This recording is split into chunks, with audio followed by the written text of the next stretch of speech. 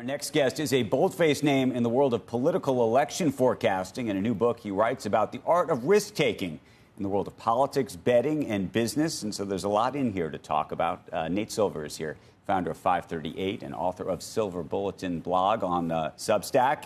His new book is out. It's called On the Edge, The Art of Risking Everything. And here it is. We were just discussing what it takes to write a book of this size and magnitude. Shall we talk about politics first before anything else, since that seems to be the issue du jour? From what you can tell, do you have a prognostication if this election were called tomorrow? So we have a forecast for November, and a lot of things can change, and there's more uncertainty in November. We have it basically as a toss-up, 55% Harris, 45% Trump. A poker player might care about the 55 versus the 45, but it's anybody's race. And what do you think could change between now and then? She's had tremendous momentum since she was appointed as a Democratic candidate. With the convention coming up, usually you get a boost in the polls from that as well. September, though, was a different story. You have the debate potentially. You have higher expectations with her as the front runner. So, yeah, today she looked pretty good, but we understand there's some headwinds. Our bottom line comes for the economy. We don't know how that's going to be in November, so that's why it's still a close race. When you think about the impact of debates historically, I mean, we just saw how a debate has had a huge impact. Yeah. But how, I mean, barring a candidate stepping out of the race after a debate, how important are they? Because we might have one, we might have three. I mean, June was an outlier-sized impact from a debate. Remember, these races come down to 1 point in Wisconsin, Michigan, Pennsylvania, Georgia. So people might say it's only a 1 point swing, but that could be decisive given how close American elections are these days. We were talking to Frank Luntz in the last hour, and one of the things that he was pointing out was where he was arguing that Harris has an advantage in many of these states and is up. But we were also talking about how some of the stats back in 2016, 2020 showed that the former President Trump's numbers were almost always discounted or undercounted. And For sure.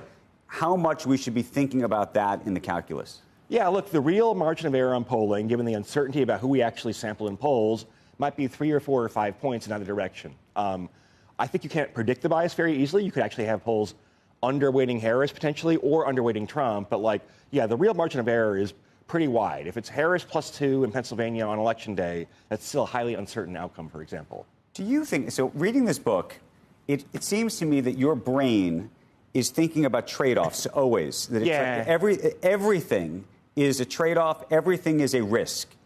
Do you put your whole world and life into sort of percentages? No, not like when I'm going to get Chinese food on a Tuesday night or something like that, right? But big decisions, like career decisions, I think it's important to think in terms of expected value terms or financial investing. Invest in index funds, right? That has high expected value relative to keeping it in cash, for example. But no, I'm not super calculating about fun everyday stuff, more the big picture stuff. One of the things you talk about, it's sort of a framing in the book, is this idea of what you call the river and the village. And the river is not a poker term in this context, I don't believe. No. But the river is a poker term. I didn't know that. I know the river in your book. Right. But. So explain that for those who have yet to read a great review of your book. Cool. The village is like the establishment. It's like the New York Times and Harvard, East Coast establishment. The river is the world of calculated risk-taking, so, Wall Street, Silicon Valley, Las Vegas, basically. I'm a Riverian myself. That's a term I use. I, played poker professionally when I was in my 20s, and, that was kind of the inspiration for everything else.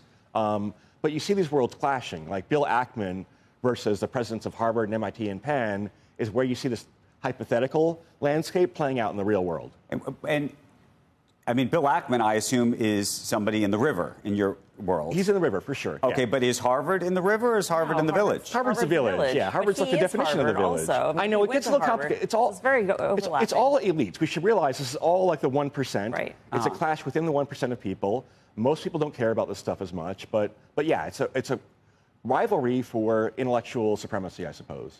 And who do you think is winning? Financially, the river is winning, I think. I mean, look at Silicon Valley. It does very well financially.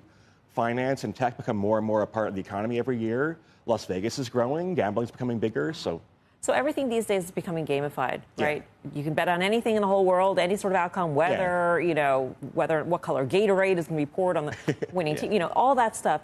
And so in that scenario for society, does the river become more dominant? Yeah, as society as a whole, embraces risk taking. It might not be great either. It might be more of a Right. winner-take-all economy where if you have high agency and are like good at making calculations, you do very, very well for yourself. But like, yeah, I worry about. I'm not a big, look, I'm not Elizabeth Warren, but I worry about the most powerful 0.0001% becoming more and more powerful for sure. What do you think more broadly about people betting, for example, on an election?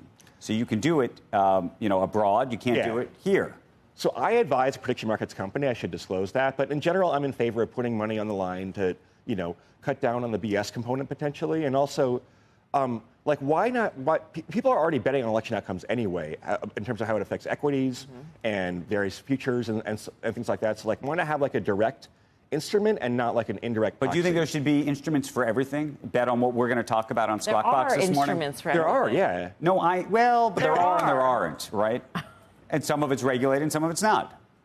Again, it's all implicitly priced into equities and interest rates and things anyway. So why not let you bet directly would be my view. What is the one thing you'd like to be able to bet on that you can't directly? Elections, there is a lot of political risk that affects markets profoundly, right? In the U.S., there are restrictions on betting on elections, for example, but people bet through proxies, and so again, to me, it's there's nothing wrong with betting on elections. If you can bet on a football game, why not bet on the presidential election? I feel like you don't like this whole betting thing. No, I do. I just don't know what the implication is. And unlike sports, I understand. Politics, I also think. Well, let me ask one last piece. Yeah. Inside information. So that to me is the hardest part about all of this, because once you get into sort of certain types of things, there can be a true information advantage over others. That's fair, but that's also true in the equities market, and it's true in sports, right? If you were an NFL reporter for ESPN, betting on the NFL draft, you probably know a few things about the draft, and so it's I wouldn't cordon off political betting as being in a special case relative to equities, sports, everything else.